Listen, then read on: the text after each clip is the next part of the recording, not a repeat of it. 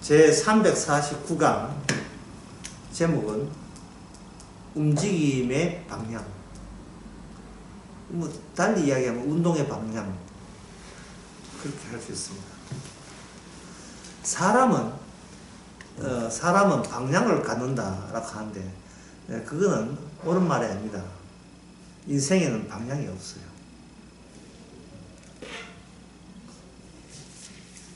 그냥 몸부림치는 것이지 방향이라는 게 없습니다.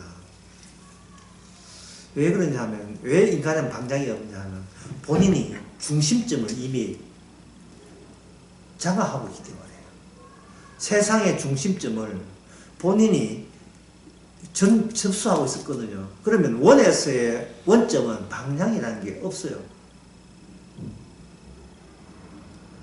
이거는 뭐 자기가 마치 산이 있다면 산 최정상에서는 사실은 방향이라는 게 없어요. 왜? 도달점에 다 도달됐기 때문에 들어갈 것이 없잖아요. 그처럼 인간은 자기가 미완성이라는 그런 쪽에 누구한테 그런 이야기를 드리면 굉장히 섭섭하고 그 사람에게 분노를 일으킵니다. 내가 어땠어? 내가 어땠어? 내가 뭐가 부족한데? 이렇게 나오는 거예요. 그러니까 인간을 하는 것은 자기가 중심이니까 그냥 자기가 펄쩍펄쩍 그 스카이 콩콩 하듯이 그냥 뛰는 거예요. 뛰는 겁니다. 그냥 뛰어보는 거예요, 그냥. 예. 쉐시를 신고 뛰어보자, 팔짝. 예. 그 인생 자체가 그냥 팔짝팔짝 뛰기에 연발입니다. 그 외에는 아무것도 아니에요. 아무것도 아니에요. 그냥 방향 없습니다. 정말 그 방향을 안다면 자신이 이런 식으로 내 인생 살아서는 안 된다는 자각이 있어줘야 방향이 생기는 거예요. 아, 나 이래 살면 안 돼. 이거는 뭐 안 돼. 이건 엉터리야. 내 인생 이거 헛살았어.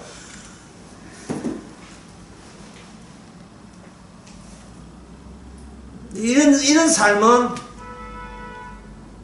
이거는 잘못된 거야. 뭔가 자기 인생이 잘못되고 있다는 그런 자각이 있어줘야 그 다음부터는 방향이 발생됩니다. 그래서 성경을 여러 가지 보는 방법 중에서 특히 마태, 마가, 누가, 요한복음 보실 때 간편하게 하나 보시는 방법 중에 하나가 방향을 잡으면 돼요. 인간들은 구경꾼입니다. 예수님에 대해서 아무 보태가 없어. 그냥 쟤네들도 그냥 구경꾼이에요. 쟤들과 다른 관람가의 차이점은 쟤네들은 따라가면서 구경한다는 거예요. 예수님은. 그러면 사람들은 자기가 인생의 중심이고 자기가 최고봉이기 때문에 방향이 없다 했죠. 그러면 인간이 어디로 와서 어디로 가야 될 방향은 이건 누가 시범적으로 보여줘야 되냐 하면은 예수님 뿐입니다. 그래서 마태, 마가, 누가, 요한복음 쉽게 보는 방법은 예수님은 출생해서 어디로 가느냐를 보세요. 이건 뭐 마태, 마가, 누가 복음 해서 그냥 반 이상 다 한 거예요. 방향을 잡아줘요. 방향을. 그런데 보통 성경 해석 마태, 마가 하면서 방향을 주님 쪽으로, 주님 가신 방향을 잡아야 되는데, 목사님 저 어떻게 살면 돼요? 갑자기 방향이 그 화살표 끝이 자기 심장 쪽으로 자기 쪽으로 막 돌려요. 화살표를 억지로 막 꺾었어. 이게 꺾으면 안 되는데 내 쪽으로 오면 안 된다 이 말이죠. 방향이. 성경은 예수님이 어디로 가냐면 아버지께로 가는 길이에요. 방향이 중간에 화살표가 이까지 휘어져가 내 쪽으로 향하면 안 돼요. 저 어떻게 돼요? 저 천당 가겠어요? 지옥 가겠어요? 방향을 이렇게 휘어져서 나한테 물으면 안 됩니다. 요한복음 12장에서 분명히 예수님 이야기했습니다. 너희는 내 가는 방향대로 오지를 못한다. 베드로도 이야기했고 제자들 뿐만 아니고 이야기했죠. 너희들은 바리새인 보고 이야기했어요. 내 가는 곳에 너희들 합류하지 못한다. 난 아버지께로 가기 때문에. 결국 이거는 인간은 전혀 방향 없다는 것을 예수님의 그 말씀으로 확인하 드러났어요. 아, 인간은 갈 곳도 모르면서 그냥 폴짝폴짝 답답해가 지가 지 기분에 답답해서 뛰는구나. 예. 인생이라 하는 것은 예, 딱 깨놓고 말해서 기분에 죽고 기분에 사는 겁니다. 그게 뭐 없어요. 그건 전부예요. 순간순간 기분 따라 웃었다가 기분 따라 울었다가 거기다가 만약에 제가 어디로 가시는 거 물으면 가기는 내가 늘 여기 있었는데 가기는 어디로 갑니까? 가고 싶으면 갈 데도 없고 가는 방법도 모르고 갈 곳도 모르고 그냥 기분 따라서 쭈그렸다가 기분 좋으면 풀쩍 그 자리에 뛰고 그게 전부죠. 일기서 보세요. 일기서 내용이 뭡니까? 오늘 날씨가 맑았다. 아침에 아버지한테 꾸정 들었다. 아, 기분 나쁘다. 근데 저녁에 아버지가 맛있는 찐빵 사줬다. 기분 좋다. 결국 하루하루가 자기 기분 관찰하기. 자기 기분 관찰하고 끝! 잡다. 내일 아침에 또 시작이 돼요. 마태복음 2장에서 별을 바라보던 동방 박사들은 세상에 이런 복이 어디 있습니까? 그냥 줄곧 별만 바라보다가 아니 별이 움직이기 시작하는 거예요. 조금 움직이다가 그만둘 줄 알았죠. 아, 별이 따라오라네. 이 별이 야, 이 별이 뭘 대표하느냐? 이 대자연을 대표해서 처음부터 이 자연은 어떤 방향성을 갖고 있다는 거예요. 수학으로 벡터라고 하는 벡터. 수학에서 양을 스칼라 양이라 하고 방향적으로 갈 때는 그걸 벡터라고 이야기해요. 그게 어떤 질적인 것이 포함되어 있습니다. 양이냐 질이냐. 네가 크고 부자 되고 잘 먹고 잘 사고 양적으로 살 거냐 아니면 어떤 방향을 향한 질적인 인생이 되겠느냐. 그럼 난 질적인 인생이 되고 싶다 이래 이야기했죠. 그러면 너됨의 질은 어느 지점에서 오는지를 네가 아느냐, 어느 방향에서 오는 걸 너가 아느냐. 상당히 중요한 문제죠. 동방박사의 이 별 따라 온 이것이 동방박사에게 국한된 문제가 아닙니다. 베드로 후서가 그런 말씀이 있죠.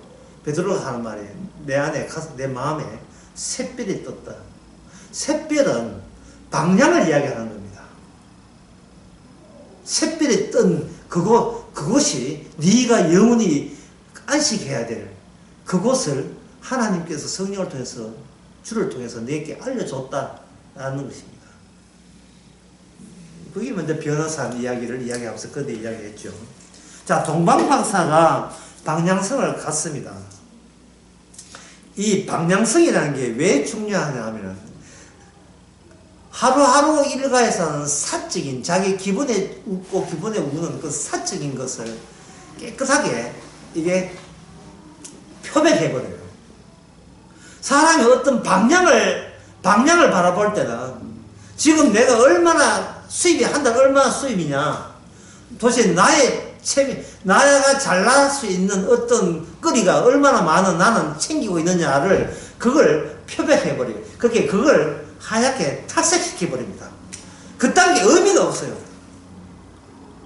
왜? 가야 될 곳이 있기 때문에. 존재의 가벼움이죠. 굉장히 존재가 가벼운 거예요. 적절한 예가 된지 모르겠습니다만 안중근 의사. 예? 그 사람은 그 자기 아내한테 사과를 했거든요. 보통 남자들은 가정을 돌보는데 나는 나라 살리는 그 거사 때문에 미안하오. 우리가 낳은 자식은 당신 알아서 키우고 나는 내 갈 길을 갑니다. 대한국인 손바닥에 주홍색 피를 붙여가지고 갑니다. 자기 인생에 얻은 모든 것을 아우르는 다시 이 국가 민족을 아우르는 그러한 큰 사명감이 있을 때는 가정일도 아주 소소하게 되겠죠. 이것을 또 쓸데없이 또 되지도 않으면서 그걸 또 가정에다 해가지고 지 마음대로 하는데 적용시키지 말고요. 그러니까 이게 얘가 적정한지 얘인지 모르겠다 이 말이죠. 성도한테는 주님의 사명이 주어집니다. 나의 사명 아니에요. 자꾸 내 사명 말, 그 오해 소지 있습니다. 내 사명은 필요 없습니다. 주님이 하고자 하는 일이 방향이 있습니다. 어디 아버지께로 합류하는 거예요. 그때는 아버지와 나가 그 너희들이 하나가 되는 그 방향으로. 그래서 동방박사는 어디로 가느냐? 아기 예수로 가죠. 근데 이 동방박사의, 아까도 말씀드린 동방박사에 의한 경우가 아니고, 오늘날 모든 성도한테는 성령이 주어졌습니다. 성령이 주어지기 때문에 자기 체면과 관련된 사소한 자기 자랑 같은 것은 그거는 탈색해야 됩니다. 늘 표백될 때, 주께서 특정한 방향으로 나를 이끄는구나. 세상 것, 이딴 것 필요 없는 그 나라. 천국이죠. 천국 갈 때는 이런 무거운 짐 같은 것은 하찮게 여겨야 된다는 것을 주께서 성령을 통해서 우리에게 매일 삶 속에 하나의 방향을, 저 위를 바라고 오늘날 방향을 주신 것에 감사하시기 바랍니다.